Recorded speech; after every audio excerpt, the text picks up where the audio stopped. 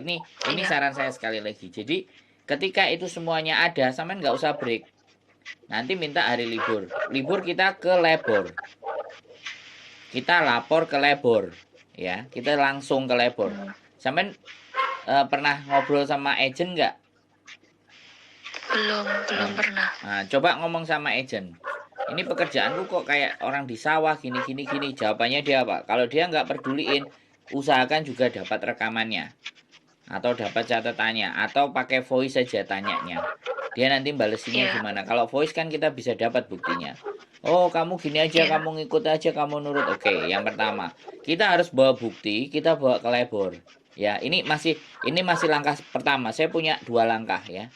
2 langkah sampai 3 langkah saya punya. Tinggal sampean pikirkan dulu yang mana. Ya, itu yang pertama. Ya, sampean kumpulin bukti, kita lapor ke labor. Sampean jangan break. Yang penting sampean